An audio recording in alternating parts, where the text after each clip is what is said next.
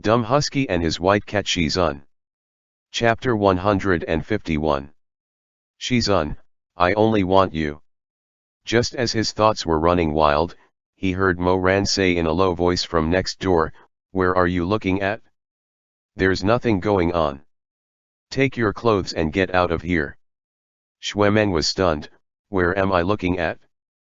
Mo-ran. Xuemeng looked at his cousin's face and pondered for a long time. Suddenly, he realized what was going on. He couldn't help but feel embarrassed and angry at the same time as he shouted, "What nonsense are you thinking about? What I wanted to say was that you locked the door because there were too many people in the bathhouse and wanted to take a bath by yourself in the room.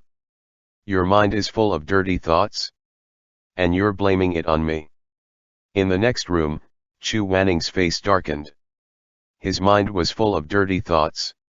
Xuemeng sighed heavily and stared at Mo-ran from head to toe, then said, "I didn't think about that at first. Now that you said it, it reminded me. Were you really? Weren't you going to take a bath? Why are you talking so much? No, I suddenly feel that you're very suspicious." Seeing that the other man's tone was hostile and his black eyes were burning, Xuemeng felt that something was amiss. "When you were younger, you always went to the brothel. All these years, you've been traveling everywhere, but you didn't have any romantic affairs. Why did you suddenly change?" Mo-ran seemed to be stumped by the question. Chu Wanning waited in silence. He actually wanted to know how Mo-ran would answer that question. The longer the silence went, the more anxious he became. Why didn't he say anything? Was he feeling embarrassed? Regretful? Or do you really want to know? Mo-ran opened his mouth. His voice was filled with anger. He actually had the face to be angry. Chu Wanning clicked his tongue in wonder. He felt that Xuemeng's question was quite reasonable. There was no reason for him to be unhappy just because someone found out about his secret. Before he could finish thinking, he heard Mo-ran say, "I'm tired of fucking. I'm sick of it. All right, you can scram now." Chu Wanning was speechless. Xuemeng. After a long period of dead silence, Xuemeng let out an angry roar that could probably be heard by the entire inn. "Mo-wei you shameless dog! You scoundrel! Fine, whatever you say. Get out, get out. Don't fucking disturb my sleep anymore. Don't touch me. You're dirty. What are you on about now? You. Xuemeng stammered, his handsome face flushed red. He originally wanted to make things difficult for Mo-ran, but who would have thought that Mo-ran would shamelessly turn the tables on him? He couldn't help but recall that he was already in his 20s. At this age, Nangongsi was already getting married to the #1 beauty in the cultivation world. The fourth young master of Zhangdongtang was already the father of 3 children. Kunlun's Taxu Palace's Mei Hangxiu still hadn't died from venereal disease. It seemed like he was the only one who was inexperienced in love. Xuemeng felt very aggrieved by this thought. It wasn't that he was sullen because he was lecherous. In fact, he wasn't lecherous at all. It was just that he felt that he was inferior to Mo-ran in this aspect. Mo-ran was more than 10 streets ahead of him, which was why he was so angry. If Mo-ran didn't mention that he was avoiding it, if he was deeply ashamed, then Xuemeng's attitude would probably be different. However, Mo-ran actually threw a sentence at him with a look of despise and annoyance on his face. "I'm tired of fucking. I'm sick of it." Young Master Xuemeng felt that he couldn't take it anymore. His self-esteem had been badly hit. He said you for a long time, then angrily roared at Mo-ran, "You are annoying. You're not human." After saying that, he slammed the door and left. Chu Wanning also choked a bit. Although he was calmer than Xuemeng, he could hear that Mo-ran was deliberately bullying Xuemeng. However, his heart couldn't help but surge and he couldn't calm down for a long time. The words used by the man next door were too crude. His low roar was like a lion in the jungle whose muscles were tangled and whose aura was bursting out. That low roar and the rough words combined into one was like a thick and hot knife, violently stabbing into his heart. Chu Wanning's throat moved. His eyes were gloomy and flickering. In the past, Mo Ran had broken his precepts because he went to the brothel, so he naturally knew that Mo Ran wasn't as pure as Xue Meng. However, the previous Mo Ran wasn't strong enough to captivate souls. He couldn't stop himself from thinking and depicting such a scene in his mind. But now that the old story was brought up again, Chu Wanning could not help but think of the hot, smooth, smoky, and sturdy body that he had seen before. It had been once entangled with those coquettish, charming, and alluring young men. He felt like he was once again burning with anger, and his heart felt like it was being scratched by feathers. In the midst of this anger and desire, the corners of Chu Wanning's eyes slightly burned red. In the dark night, there was a hint of the color of hatang. Xue Meng came back. "Open the door." "What's the matter again?" "I got distracted by arguing with you." "Where are my clothes?" "On the table." "Take them yourself." "Humph." Xue Meng hugged his clothes and left in a huff. This time, it was finally quiet. Chu Wanning heard Mo Ran's heavy footsteps and then the creaking of the bed. This time, he really heard the man next door lie back on the bed. He even felt the bed sway, supporting his mountain-like hot body. He felt very thirsty and wanted to get a cup of water. But when he heard Mo Ran lie down, he knew that if he got up, that person would definitely be able to hear the movement here. So, he didn't move, like a rock that was cold on the outside but colorful on the inside. Next door, Mo Ran was actually a little uneasy. A man who hasn't satisfied his desires would always be irritable. Xue Meng just had to choose this time to disturb him. After a while, he couldn't control himself. He didn't know if Chu Wanning heard that shameless roar just now. If he wasn't asleep, then he had definitely heard it. He laid on the bed. The more he thought about it, the more he regretted it. He turned back and forth. Chu Wanning was just a wall away, listening to the creaking in his bed, sharing his anxiety. After a while, Chu Wanning heard Mo Ran's low voice, "Shizun." In the end, Mo Ran was still tossing and turning. He couldn't hold back his anger, so he tried to call Chu Wanning, to see if Chu Wanning had any reaction. "Shizun, are you asleep? Can you hear me?" Chu Wanning's heart was beating like a drum. He felt that his heart was beating too loudly, and was a little embarrassed.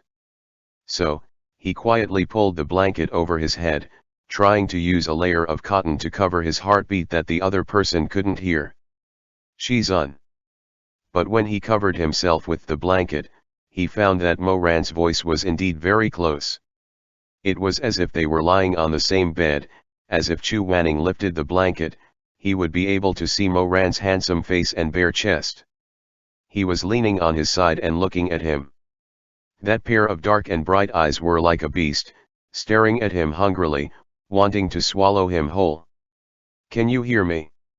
Chu Wanning made up his mind to pretend that he didn't hear him. He naturally knew that Mo Ran was asking this in hopes that he didn't hear him. Otherwise, when they met tomorrow morning, both of them would feel awkward. The other person called out to him a few more times with a deep voice. Seeing that Chu Wanning didn't respond, he sighed softly. Mo Ran really thought that Chu Wanning was asleep. He was relieved, but he also felt a little regretful. He wanted Chu Wanning to pay attention to him. But Chu Wanning didn't care, so he could only stroke the thin wall separating the two of them. First, he stroked it with his rough fingers, then closed his eyes, as if he was stroking Chu Wanning's chest. Then, he put his burning hot lips on it and whispered softly, as if he was whispering to Chu Wanning's lips. Mo Ran said, "I don't want anything else. I only want you." But these words were spoken in too soft voice. Chu Wanning didn't hear it. He wrapped himself in the blanket and rubbed himself. His face and heart were very hot. After a while, he heard the bed next to him creak fiercely.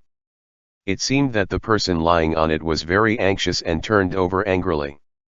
He said, "Damn it." Chu Wanning suddenly had a kind of animal sensitivity. He predicted that he might hear something. For a moment, he felt his hair stand on end and wanted to cover his ears. But he only moved the tips of his fingers and then dropped them down. He opened his eyes in a daze under the blanket. After a while, he heard Mo Ran's deep breathing outside the blanket. That breathing was rhythmic, violent, and urgent. A layer of goosebumps appeared on Chu Wanning's arms. With such sound, he felt that his spine went numb and soft. Mo Ran's breathing was so sexy, so sinful. It was choked in his throat, repressed and unrestrained. When he heard this sound, what else could he not understand? Chu Wanning closed his eyes. He felt that he couldn't breathe. His lips were slightly open and trembling. He thought of the wet dreams he had many times. In the dreams, he had seen all of Mo Ran's body. Thus, when he closed his eyes, he could clearly imagine what was happening outside the blanket. He felt that Mo Ran was right beside him, stretching his strong body and lying on his back. Mo Ran's bright black eyes were narrowed, flashing with a blurred luster. Mo Ran's hands stretched down, untied his pants, and the angry cock head popped out. Chu Wanning did not dare to think about the shape of that huge thing, but could only roughly depict its contour, imagine the furious flesh red. He held that life-threatening thing and stroked it. The jut on Mo Ran's throat was rolling with it. He wondered who he was thinking about while he was so passionately and painfully pleasuring himself. Ah! Chu Wanning heard the low moan of the man next door to him. It was rough and sexy. His scalp went numb. In the darkness, his phoenix eyes were stained with lust. He couldn't take it anymore. Elder Yu Hung's slender and fair hand, after struggling for a while, finally reached down. With trembling hands, he reached in and grabbed his already scalding length. That rough and hot touch made him feel ashamed but also excited. He raised his head slightly and suppressed a gasp. Under the cover of the blanket, his cold appearance faded. He floated with Mo Ran's panting and was brought into the sea of lust. He was clumsy and rough with himself, hurting himself several times in the process.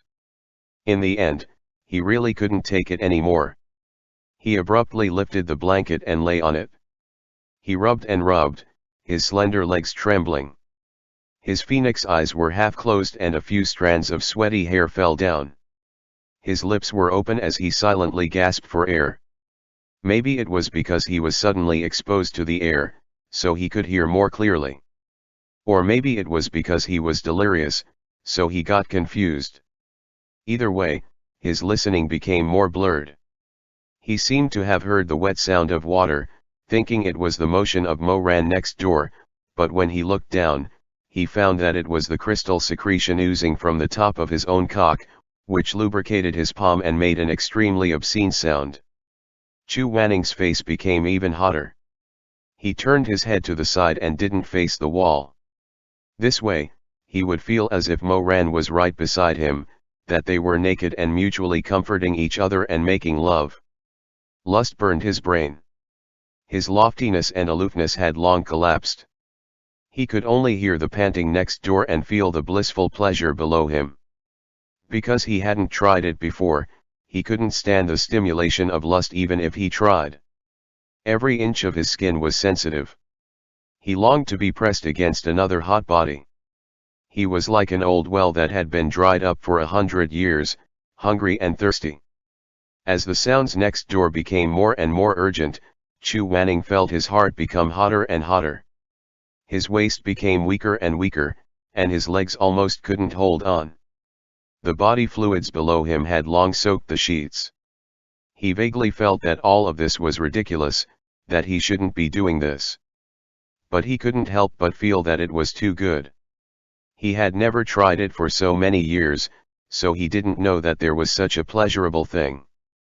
If it was said that when he tried to relieve himself while he was in Yuliang village for the first time, he was tormented by breaking his precepts for the first time. He felt disgusted with himself. But this time, separated by a wall with the person he loved, he actually didn't feel that lust was so disgusting. He was actually able to float and sink in the sea of lust. He felt more pleasure rather than repulsion. He slightly opened his moist and misty eyes. A few strands of hair fell down, blocking his eyes. He gradually lost focus. He didn't know why, but strange and variegated illusions quickly flashed before his eyes. Or maybe they weren't illusions. They were the strange and overly realistic dreams he had in the past. In the dream, the bed and mattress were intertwined in gold and red. The smell of beast fur between the pillows was so distinct that he seemed to be able to smell it. He was lying on the bed like he was at this moment. His forehead was dripping with sweat, his lips were slightly open and his hair was scattered in front of his eyes. The candlelight didn't go out. The man behind him was urgently and fiercely thrusting. The two people's legs were intertwined. He could clearly feel that the man's muscles and bones were tense because of the stimulation. The sheets of the bedding were in disarray. The man kept thrusting and rutting. His throat overflowed with sexy and hoarse breaths. He heard the man behind him say, "Why aren't you saying anything? Moan for me." The dream and reality overlapped. Chu Wanning clenched his teeth. Even if his desire was fierce and he couldn't control it, he was unwilling to open his mouth. He closed his eyes. His hands moved more and more frantically. He closed his eyes, but couldn't get rid of the memories of those erotic dreams. After a few thrusts, the man secretly cursed and then withdrew. His strong and powerful hands forced Chu Wanning to turn over. Under the light of the lantern, he saw a handsome face full of lust. It was Mo Ran's face. Because he could clearly depict Mo Ran's appearance in his dream, Chu Wanning felt more and more tormented and excited. He shook his head guiltily, trying to get rid of the phantom in front of him. But it was no use. He could hear Mo Ran's panting from the other side of the wall. It was the same as the rough and lingering man in his erotic dreams. His breath was low and muffled. He even shamefully recalled the details of that dream. Mo Ran turned him over. His wet and sticky cock against his erratically convulsing hole because of the dryness. The huge tip lightly poked his hole but not yet penetrating inside. In the inn, Chu Wanning's other hand, which had never comforted his desire, tightly gripped the mattress. Shame. He felt extremely humiliated. How could he have such a dream? He clearly didn't. He had never seen such a thing. How could he have such a vivid dream? It was as if this body had really borne such hot and crazy, ugly, and lingering passion.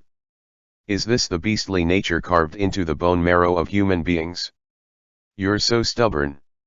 You think that by biting your lips and not making a sound, you can keep your innocence forever. In the dream, his eyes were full of tears and of Moran. His expression was somewhat sinister, but also full of erotic desire. You've been done by me so many times.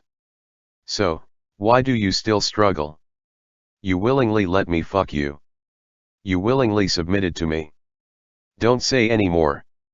In the dream, in reality. They were all murmuring. So, what if you're virtuous? You were still dirted by me. You sucked me, opened your legs and let me fuck you. What flowed between your legs was what I gave you. Innocence. Don't be silly. From the first day you slept with me, these two words no longer had anything to do with you. Stop talking. Innocence. No more innocence. Pride. No difference from his torn clothes. You really ought to see what you look like below. Mo Ran's eyes moved down inch by inch, like a sharp knife cutting open the person below him. In the end, his gaze fell on the trembling and shrinking hole. The hole was still filled with blood and other body fluids from their coupling. Mo Ran cursed in a low voice. Holding his swollen cock, he slowly thrust in again, fiercely pushing open the shrinking passage inch by inch. Speaking of which, it was strange. Chu Wanning, who was floating in the memories of this spring dream, seemed to really conjured such a vivid illusion. It was as if there was a thick and fierce blade condensed from flesh and blood, tearing his body apart and filling. Mo Ran pushed in completely, all the way to the bottom. Even his ball sack was pressed against the opening of the hole. Seeming to hate to find that it was as far as he could go. That huge cock pushed him to the limit in an instant. He felt that he couldn't bear any more invasion. The shaft pulsed in his body. Ah! Dream. Or reality? Eventually a moan overflowed, and it was this moan that made Chu Wanning suddenly wake up. The illusion was rapidly dissipating like smoke vanishing into thin air. The last thing he saw was that Mo Ran was fiercely thrusting into him. The two of them were madly rutting on the bed. He heard Mo Ran's heavy breathing. His voice was hoarse and scalding hot. If you were a woman, with how much I fuck you like this every day, you would have long got pregnant with our child. Ah, our child, I'm afraid it should be called a bastard. Shame, excitement, animal desire, human nature. In the inn, Chu Wanning turned over, as if he wanted to get rid of the dirty image in his mind. He suddenly felt very wronged. His eyes were slightly red. Why was it like this? In the past, he would never dream of such things. He clearly had not seen such an act. He had not even looked at erotic paintings. Why would he have such an absurd and shameless erotic dream? What would he do if others came to know about it? The memories of the dream dissipated, but the bed next door to him suddenly shook. Mo Ran had been keeping at it for a long time before Chu Wanning. At this time, the pleasure was accumulating. When he wanted to spurt, he could not help but move his firm waist. He could not help but make a thrusting gesture. He had been holding it in for too long. He released it with a low growl. Chu Wanning heard his hoarse growl and was stimulated. His eyes were almost wet and red. He violently stroked himself and could not help but spurt his cum on the bed. He had never experienced such an exciting climax. The moment he orgasmed, he could not help but gasp and cry out, "N. Ah!" After releasing, his vision became a blur. Chu Wanning did not know how he fell into the sticky web of love. He did not have any strength. He lay on the bed in a daze and panted. He was repulsed by desire, but he was willing to immerse himself in love. When desire and love were intertwined, lust did not seem to be so difficult to accept. The feeling of self-reproach didn't come like it did when he was venting in Yuliang village. He still felt ashamed, but the shame was extinguished by the wetness in his heart. It was swallowed up by pleasure and excitement. Suddenly, he yearned, wished for that wooden wall to disappear. The similarly sweaty Mo Ran would leaned over. His undulating hot chest pressed against his back. Panting, he would kiss his shoulder and neck. Chu Wanning lay down in a daze. He thought, if it was like this, then everything would be perfect. Then he would be satisfied. The next day, Mo Ran woke up early. This was Linyi. Chu Wanning was not used to the taste of the dishes. The inn did not have any bland dishes, so he went to Shi City to buy some ingredients. He was going to borrow the kitchen to cook something for his Shizun. In this world, there were some men who pursued others, using all sorts of tricks. A single breakfast would be enough to fill the entire banquet, but as long as they saw that they could not catch up, they would immediately turn around. There were so many beauties in this world. Why would they spend more time on an impossible target? But Mo Ran was different. He had spent 2 lifetimes chasing Shimei. Now that he understood his own feelings better, he knew that he would never be able to have a relationship with Chu Wanning beyond that of a master and disciple. But he was still willing to treat Chu Wanning well day after day. He knew better than to do anything. Even after his death, he had never changed. "Young master, why are you out so early to buy vegetables?" Look at these radishes, do you want to buy some?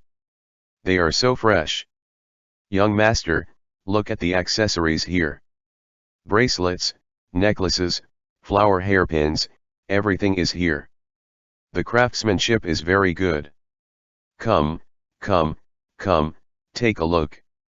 There are all kinds of spirit stones. It is essential to refine weapons. Come, come, come. Moran originally planned to leave after buying some groceries. But when he passed by a grocery store with a basket full of produce, he saw a pile of beautiful small trinkets on the counter. His eyes were attracted by one of the objects. Unknowingly, he walked over and stopped in front of the counter. There was a man standing there. He was wearing a hood and was looking at the dazzling array of goods. The man raised his hand. Under the black sleeves of his robe, extremely pale but extremely delicate and beautiful fingers were exposed. Because of these 5 scallion-like fingers, Moran noticed this person. He looked at the figure and thought that it was a man. But when he saw the hand, he felt that it has to be a woman. Thus, he turned his head and curiously sized up this person's appearance. However, he only saw a black veil covering the face, revealing only a pair of cold eyes. Those eyes were also hidden in the shadow of the white hood of the cloak, so he couldn't see them clearly. The two people looked at each other. Moran habitually smiled at him. That person withdrew his hand that was about to touch a spirit stone. Moran glanced at the ring on his thumb from the corner of his eye. It had a silver serpentine pattern with intricate scales. He suddenly felt that the serpentine pattern on the ring was somewhat familiar. When he wanted to take a closer look, that person had already withdrawn his hand into his sleeve. He glanced at Moran indifferently. Then, without saying a word, he turned around and left. What a strange person! Moran muttered. But then again, the young master of the Rufeng sect was overjoyed with his wedding invitations were sent everywhere. Recently, all sorts of strange people were rushing over to Linyi. This person who was covered in a cloak was actually nothing special. At this time, Moran heard the sound of wind chimes at the back door of the small grocery store. The curtain was lifted and the lady boss came out. Moran threw the matter of the black-clothed man to the back of his mind. He smiled and pointed at one of the spirit tools. Lady boss, how much is this? End chapter. Dumb Husky and his white cat Shizun. Chapter 152. Shizun, look. It's May Hanks you. The lady boss had just loosened the door latch.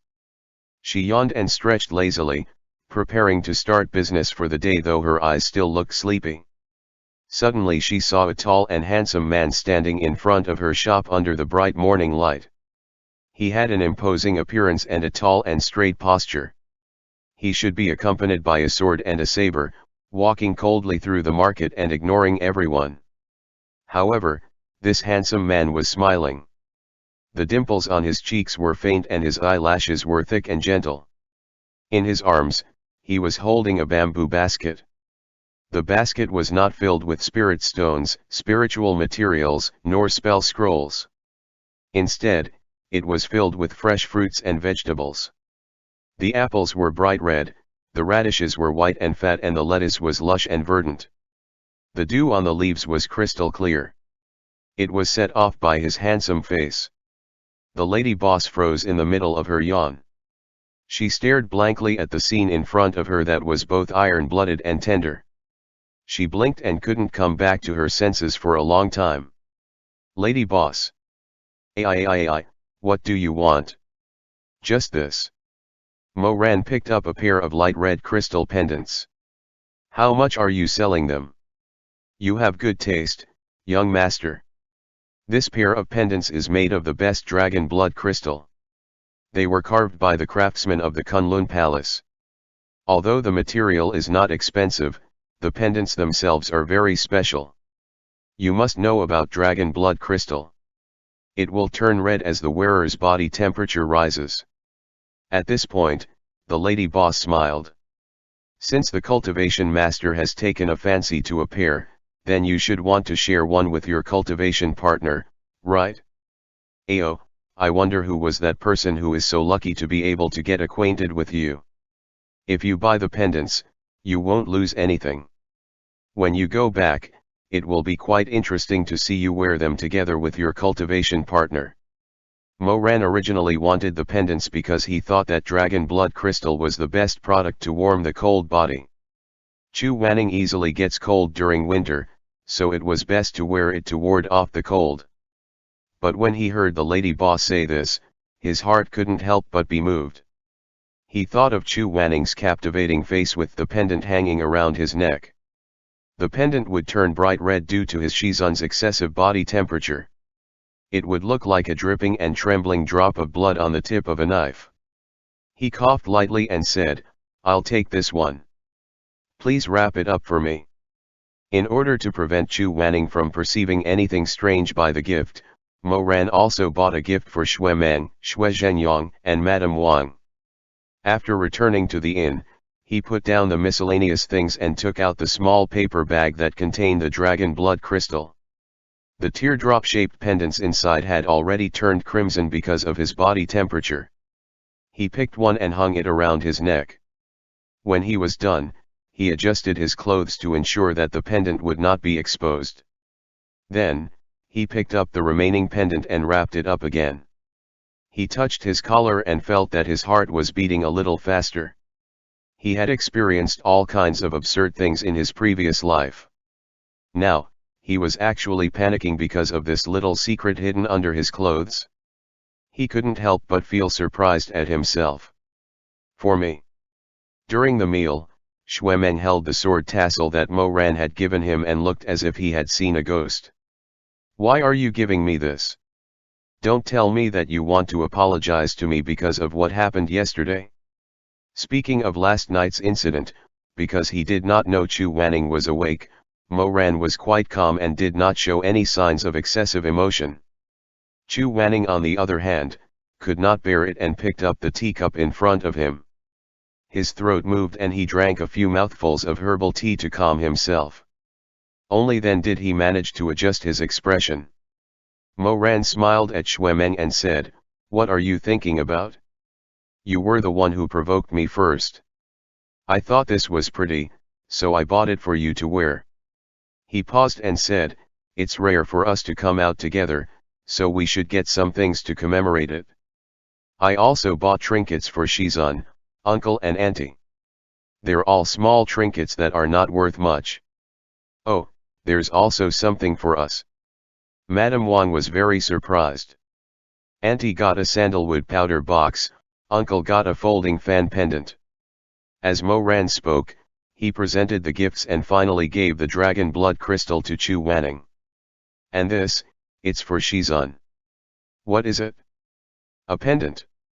Moran's palm was warm and sweaty. "The dragon blood crystal can drive away the cold. Linyi produces this kind of stone, so I bought it for Shizun to warm his body." Chu Wanning took it. This type of stone was not expensive, but it was very useful. He said, "Thank you." "You're welcome."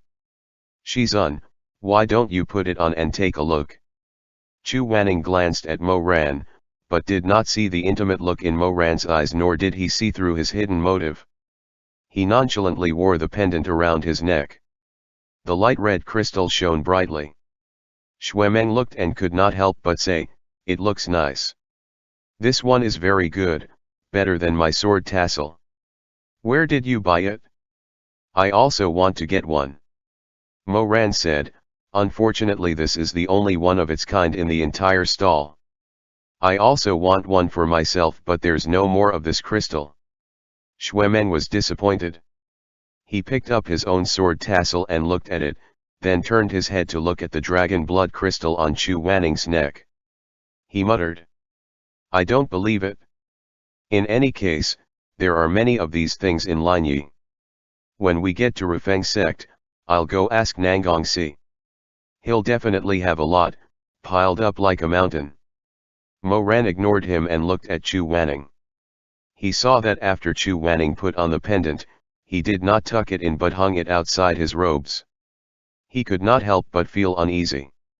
After a while, he could not hold back and said, "Shizun, this pendant is not to be hung outside. It has to go inside." As he said this, he leaned over to help Chu Wanning put the pendant in.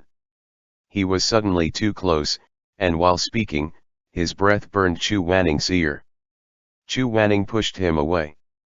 Chu Wanning lowered his eyes, his expression looking very cold. However, Mo Ran looked carefully this time. He saw that Chu Wanning's ear was suffused with a layer of crimson hatang flowers. It was both pitiful and cute, making people want to kiss it and suck on those trembling petals.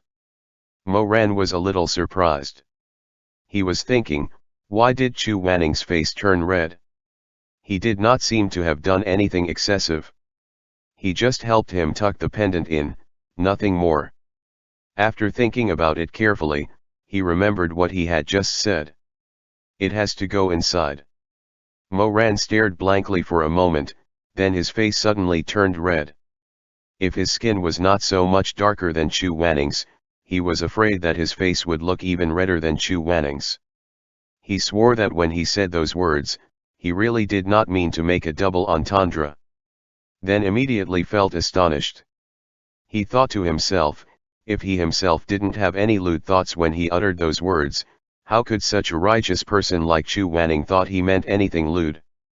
Mo Ran pondered over it, but he was unable to come up with an answer no matter how hard he tried. Even after Chu Wanning stuffed the pendant into his robes without saying a word with an expressionless face and his ears no longer as red, he still could not figure out the reason. The previous night, it was because of a wooden wall that was 3 fingers wide that Taxian Jun missed out on too many wonderful scenes and exciting moments.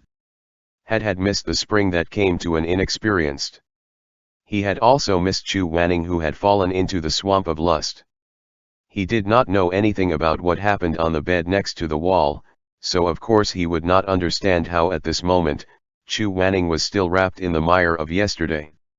He was throbbing because of love, ashamed of his desires and sensitive due to his passion. It was that dream, because of the passionate words that was uttered on bed in the dream. It was because of the thoughts that he did not want others to find out that he acted out of character and misunderstood this simple sentence. Chu Wanning looked up at Mo Ran and felt a little warm in his heart. Yesterday's evil fire had not completely subsided yet. He reached out his hand.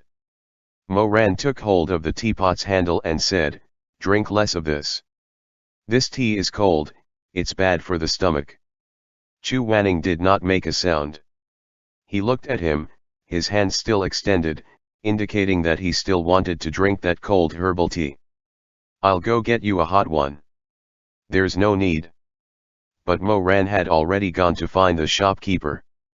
After a while, he came back with a pot of freshly boiled hot tea and poured a cup for Chu Wanning. "Shizun, please drink this." "That's right, Yuhang, drink hot tea. It's not good to drink cold tea." "Really?" Chu Wanning had no choice but to take the cup of hot tea. He blew on it, but did not drink it. He put it by his hand. His heart was already burning. If it continued to heat up, he was afraid that the last layer of thin ice in his eyes would melt. When that time came, the endless spring water would overflow. When he looked up and stared, he would no longer be able to hide those shameful thoughts. Then where would he put his face as the Baidu immortal? The group finished early.